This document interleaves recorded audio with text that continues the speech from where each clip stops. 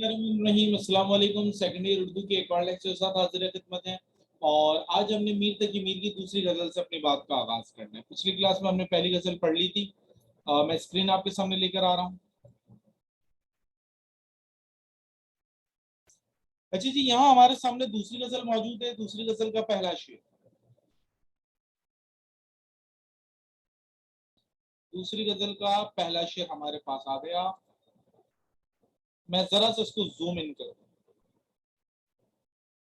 जी। अब मेरे ख्याल से बेहतर।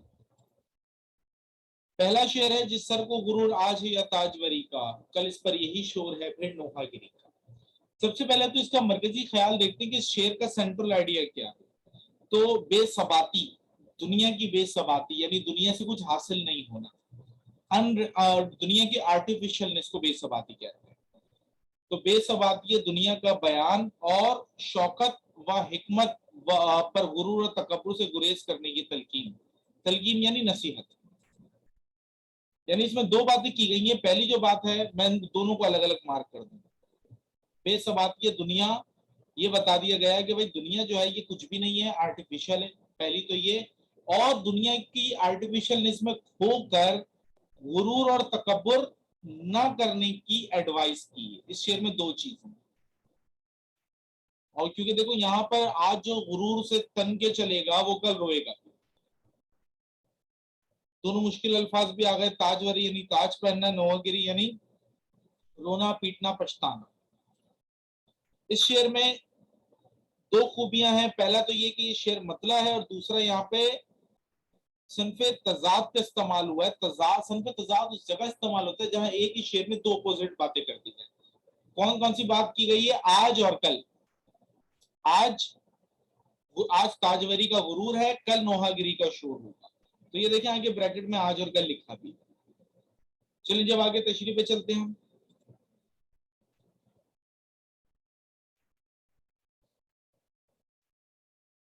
अच्छा जी, शायर में दुनिया की नापायदारी की तरफ मुतवज्जा कर रहे हैं। जैसे हम पायदार लफ्ज कहते हैं ना, पायदार के मतलब होते हैं कोई चीज कितनी मजबूत है, कितनी ज्यादा उसकी लाइफ है।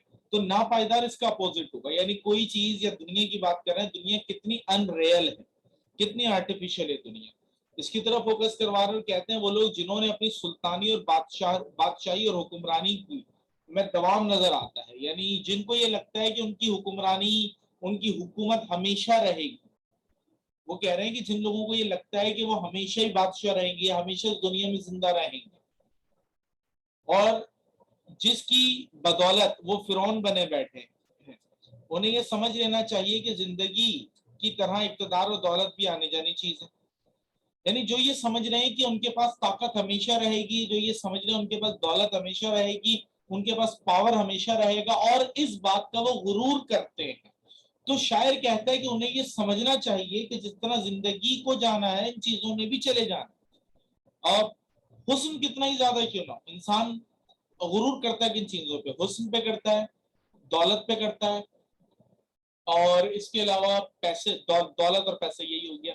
इसके अलावा ताल्लुकात पे करता है, और क्या चीज होती है? अपनी पावर पे, ओहदे पे करता है। उम्र के साथ साथ हुस्न ढल जाता है। दौलत, रुपया, पैसा आज तुम्हारे पास है, कल किसी और के पास होगा। इसी तरह ओहदा एक दिन छीन लिया जाएगा, ताल्लुकात एक दिन खत्म हो जाएंगे। अब इंसान के पास कोई भी चीज ऐसी नहीं है जो उसकी अपनी हो, क्योंकि अगर उसकी अपनी ये चीजें होती तो उसके पास हमेशा ये चीजें बरकरार रहती।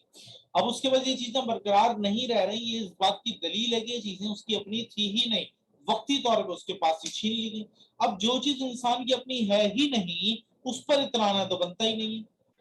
जो चीज आज उसके पास कल किसी और के पास होगी तो उस पर तराना तो बनता ही नहीं है ना। तो शायर यही कह रहा है, दुनिया और दुनिया की चीजें इतनी नापायदार हैं कि उन पे अगर कोई इंसान गुरूर कर रहा है तो वो बेवकूफ है। क्योंकि ना दुनिया हमेशा रहने वाली है, ना इसकी चीजें हमेशा रहने वाली हैं। तो अगर कोई आज दुनिया की इन चीजों पे गुरूर करेगा तो ये चीजें तो कल छिन जानी है। तो फिर जाहिर सी बात है कल वो नोहागिरी का शोर करेगा। लेकिन जब हशर का शोर बपा होगा, ये तो शायर तो कयामत की बात कर रहे हैं। हम कयामत की बात ना भी करें, हम इस दुनिया में भी वक्त के गुजरने पे देखें, हमें ये चीज नजर आएगी। तो शायर कहता है जब हशर का शोर बपा होगा और हर चीज दरहम बरम हो जाएगी, سوائے خدائے بزرگ اور برتر کے نہ وہ خود ہوگا نہ اس کا تاج ہوگا، یعنی بندہ جو اپنے آپ کو بادشاہ سمجھ رہا ہے، نہ وہ خود ہوگا نہ اس کا تاج ہوگا، صرف اللہ کی ذات ہوگی۔ اللہ تعالیٰ نے قرآن مجید میں بھی فرمایا، بہت مشہور بہت امپورٹنٹ آیت ہے کہ ہر زیرو کو موت کا مزہ چکھنا ہے، یا ہر نفس کو، ہر زندہ کو موت کا مزہ چکھنا ہے، اور اس دنیا میں اللہ تعالیٰ کے سوا کوئی بھی موجود نہیں ہوگا، ہر چیز فنا ہو جائے گی، تو غرور تو صرف اسی کو جچتا ہے جو ہمیشہ رہے گا۔ جب انسان نے ایک دن مٹی میں مل جانا ہے، ختم ہو جانا ہے، تو غرور کس چیز کا؟ اور اگر انسان پھر بھی غرور کرے گا تو ایک دن سر کے بل گرے گا۔ تو شاعر یہی کہہ رہا ہے، جس سر کو غرور آج ہے یا تاجوری کا، کل اس پر یہی شور ہے پھر نوحہ گری کا۔ مماثل شعر ہم نہیں لکھتے۔ چلیں جی آگے بڑھ رہا ہوں میں، میرا خیال ہے اسکرین شاٹ آپ لے چکے ہوں گے اس کا، نہیں لیا تو جلدی سے لے لیں۔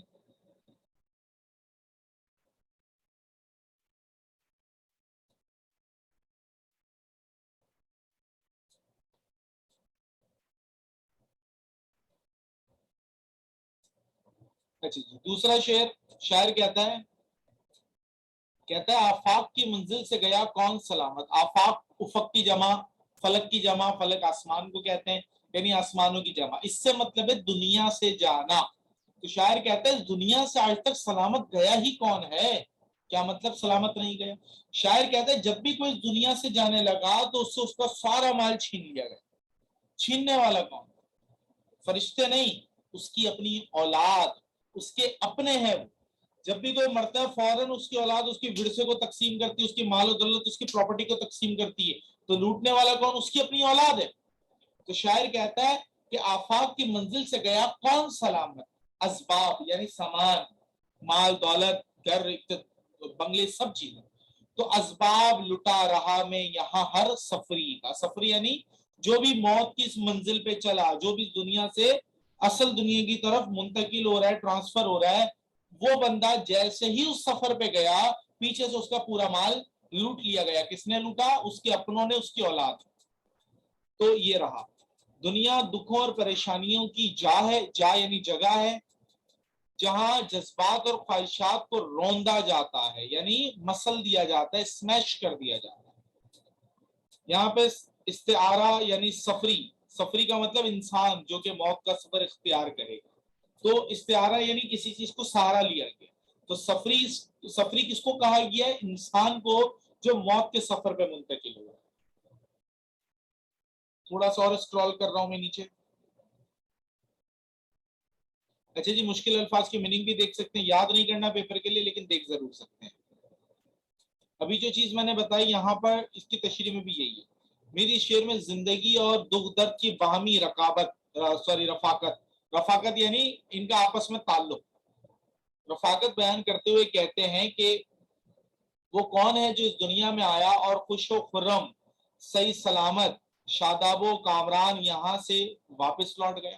ارے بھائی کون ہے جو اس دنیا میں آیا اور اس کو پریشانیاں ہی نہیں ہوئی، اور آیا خوشی خوشی زندگی گزاری اور چلا گیا؟ کوئی بھی نہیں ہے، کیونکہ زندگی نام ہی خوشی اور غم کے کمبینیشن کا ہے، زندگی نام ہی اتار چڑھاؤ کا ہے، زندگی نام ہی نشیب و فراز کا ہے۔ دنیا میں کوئی ایسا انسان نہیں جو آیا اور اس کی زندگی میں کبھی کوئی غم ہی نہ ملا اسے، یہ پاسبل ہی نہیں ہے۔ ہر انسان کی زندگی میں خوشی اور غم کا کمبینیشن ہی چلتا ہے، اور یہی زندگی۔ بلیو می، اگر انسان کی زندگی میں صرف خوشیاں ہی ہوں، انسان زندگی سے بیزار ہو جائے۔ تو ان دونوں کا کمبینیشن ہونا بہت ضروری ہے، کیونکہ میٹھا کھا کھا کے بھی انسان ایک وقت ایسا آتا ہے بیزار ہو جاتا ہے۔ تو اسی طرح زندگی میں خوشیاں مل مل کے بھی انسان ایک وقت ایسا آتا ہے بیزار ہو جاتا ہے زندگی سے۔ تو شاعر کہتا ہے ایسا کوئی نہیں ہے جس کو زندگی میں کبھی کوئی دکھ نہ ملا، دکھ ضرور ہوتا ہے۔ یہ دنیا راحت و آرام کی جگہ نہیں بلکہ شادی و غم، شادی کہتے ہیں خوشی کو، شادی اور غم کے ملے جلے اثرات کو اپنے دامن میں سمیٹے ہوئے ہے۔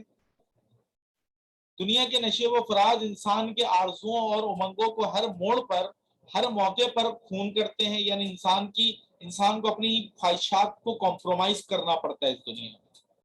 اور بالآخر وہ غم و اندوہ کہتے ہیں غم کو، اگین غم اور غم ہی ہے اس کا مطلب۔ بالآخر وہ غم و اندوہ کے دلدل میں پھنستا چلا جاتا ہے اور اپنی خواہشات نفسی کو پورا کرنے کی حسرت لیے دنیا سے رخصت ہو جاتا ہے۔ غرض کے دنیا میں آنے والا کوئی بھی شخص دنیا سے خوشی خوشی واپس نہیں رخصت ہوتا. یعنی جو بھی دنیا سے رخصت ہوتا ہے بہت کم، بہت ریئرلی ایسا ہوتا ہے کہ کوئی شخص دنیا سے جا رہا ہو سیٹسفائی ہو کہ میں دنیا میں آیا مطمئن جا رہا ہوں، سوائے ان لوگوں کے جنہوں نے رب کے ساتھ تعلق قائم رکھا. ان لوگوں کے سوا کوئی بھی شخص دنیا سے جب بھی جاتا ہے وہ اطمینان کے ساتھ، قلب دل کی مسرت کے ساتھ، سکون کے ساتھ، خوشی کے ساتھ اس دنیا سے نہیں لوٹتا، سوائے ان کے جو رب سے تعلق بحال. اچھا جی، اور آگے بڑھ رہے ہیں ہم.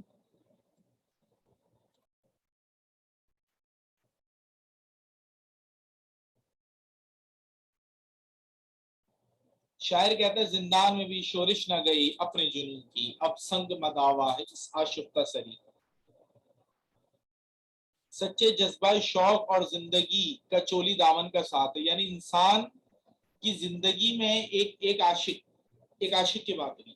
ایک عاشق جب تک زندہ اور وہ اپنے عشق سے باز آ جائے سوال ہی پیدا نہیں. تو اس کے جذبات اور اس کی زندگی کا چولی دامن کا ساتھ ہے. یعنی جب تک زندہ رہے گا تب تک عشق کے جذبے میں مبتلا رہے گا. تو یہاں پہ اس کے مشکل الفاظ بھی لکھے ہوئے ہیں، یاد نہیں کرنے آپ نے. اگر پرابلم ہو تو یہاں سے دیکھ لیں. میں نیچے اس کی تشریح کی طرف آتا.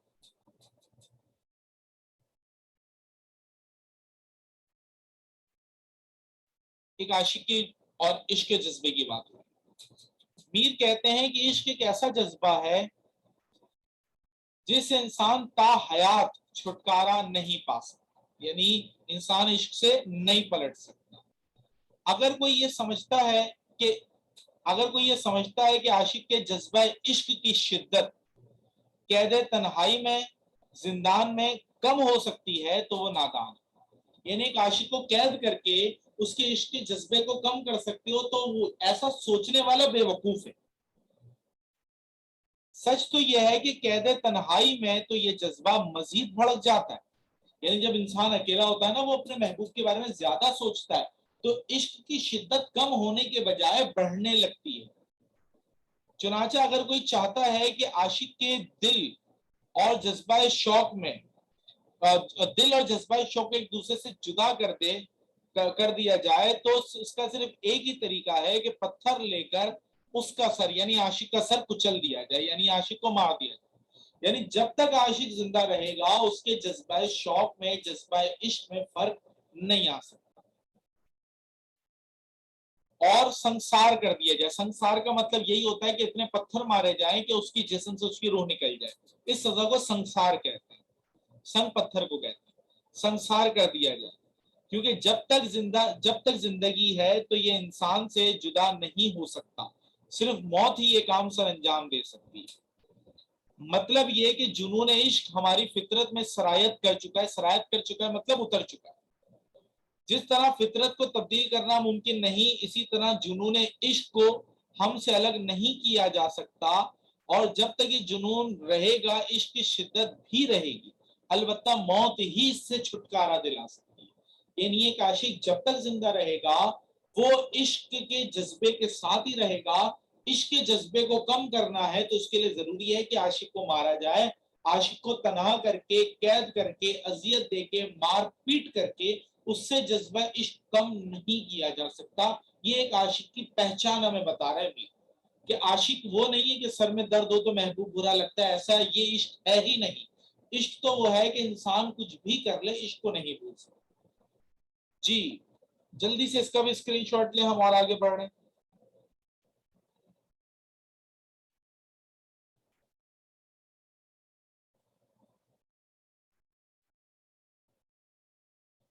اب یہاں پہ محبوب کو شاعر بنیادی طور پر ذرا دھمکی والے انداز میں کہہ رہا ہے.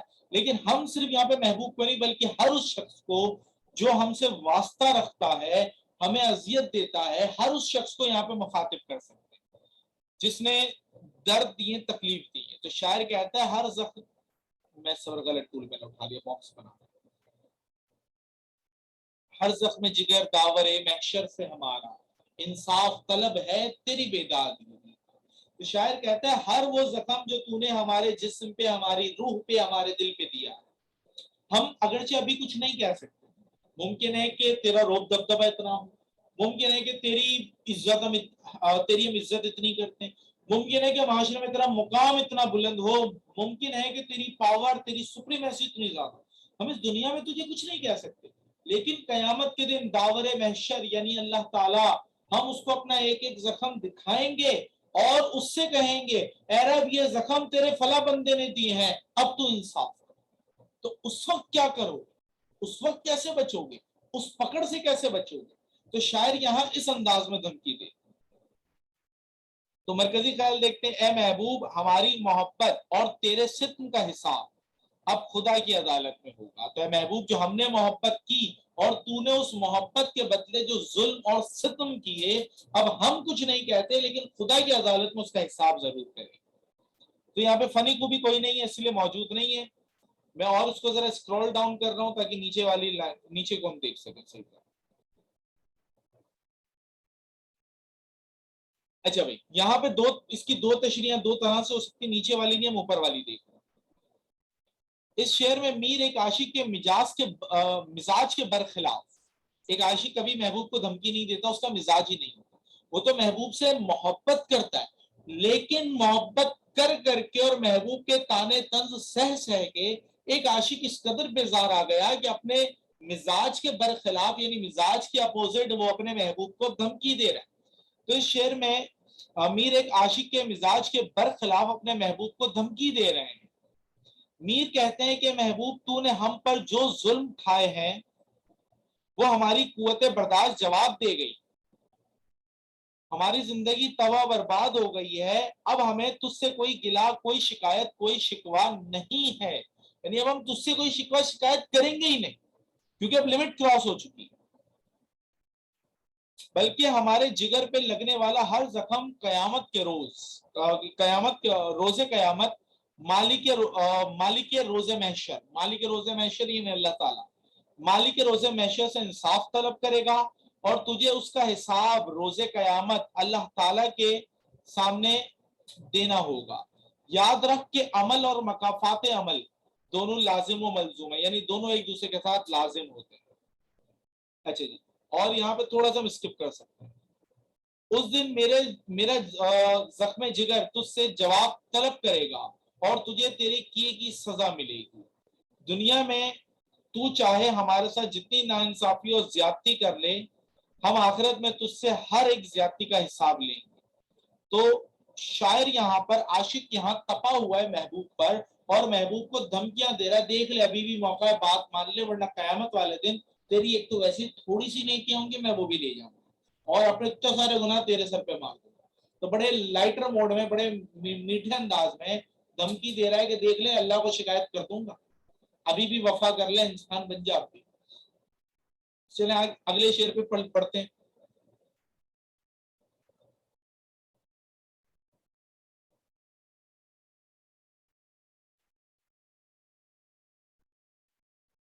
ہاں بھائی، لے سانس بھی آہستہ کے نازک کے بہت کام، آفاق کے اس کار گئے شیشہ دنیا کا، آفاق کا مطلب دنیا۔ شاعر کہتے ہیں کہ دنیا بڑی حساس ہے، دنیا بڑی سینسیٹیو، یہ دنیا کے مزاج کی بات نہیں ہو رہی، دنیا کی بات ہو رہی ہے، دنیا کی نیچر کی بات ہو رہی ہے، کسی حد تک میں بتا رہا ہوں کیسا، اور اتنی سینسیٹیو ہے کہ یہاں پہ سانس بھی آہستہ لے، یعنی ہر کام بڑا سوچ سمجھ کے احتیاط کے ساتھ کر۔ ایسا کیوں؟ تو سب سے پہلے تو اور کہہ رہا ہے کہ یہ دنیا جو ہے یہ تو ایک شیشے کا کارخانہ ہے۔ تو سب سے پہلے تو مرکزی خیال میں دیکھتے ہیں، کہتا ہے معاملات دل اور معاملات زندگی میں محتاط طرز عمل اختیار کرنے کی، یعنی دل کے معاملات میں اور زندگی کے معاملات میں بڑے طریقے سے، بڑے سوچ سمجھ کے ساری چیزوں کو کرنے کی نصیحت کر رہا ہے۔ اور یہاں پہ صفت تشبیہ، یعنی کسی چیز کو کسی سے تشبیہ دی گئی، اس کو دنیا کو اور شیشے کے کارخانے سے تشبیہ دی گئی۔ آگے بڑھتے ہیں۔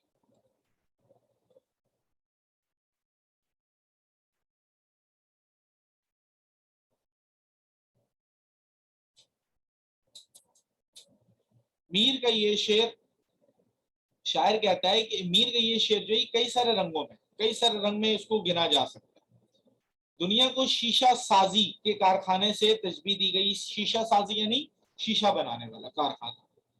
جس طرح شیشہ بنانے کے کارخانے میں احتیاط لازم ہے، اسی طرح معاملات دنیاوی اور معاملات عشق میں بھی بے احتیاطی نقصان کا سبب بن سکتی ہے. جس طرح شیشے کے کارخانے میں انسان کو ایک ایک قدم دیکھ دیکھ کے سوچ سمجھ کے چلانا ہے، اسی طرح اس دنیا کے معاملات میں بھی، چاہے وہ دنیاوی معاملات ہوں چاہے وہ عشق کے معاملات ہوں، احتیاط بہت ضروری ہے. یہ دنیا دراصل ہماری امتحان گاہ یعنی ایگزامینیشن ہال، اور ذرا سی لرزش یعنی ذرا سا ہلنا یا ذرا سا غلط اسٹیپ لینا اور ذرا سی لرزش بہت بڑے نقصان کا سبب بن سکتی ہے. میر انسان کو نصیحت کرتے ہوئے کہتے ہیں کہ اے نادان انسانوں، اس دنیا کا کام بہت نازک ہے، یہاں نہایت محتاط زندگی گزارنی ہے.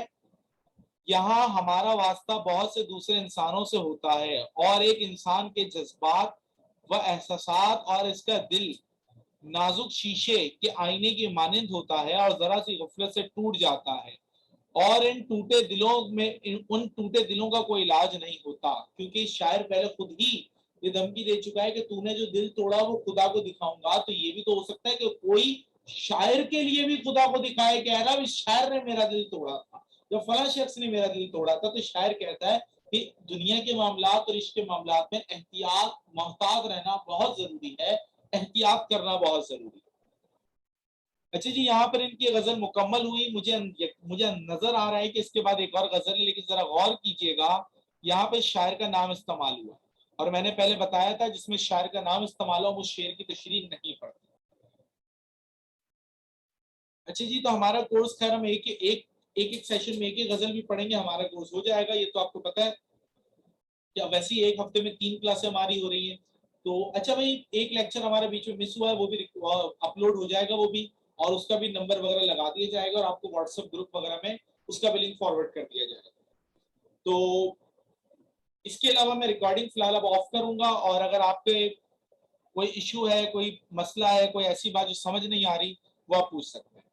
اور جو ریکارڈنگ دیکھ رہے ہیں ان کے لیے اللہ حافظ، اور جو لائیو کلاس میں وہ کوشچن چاہیں تو پوچھ سکتے ہیں.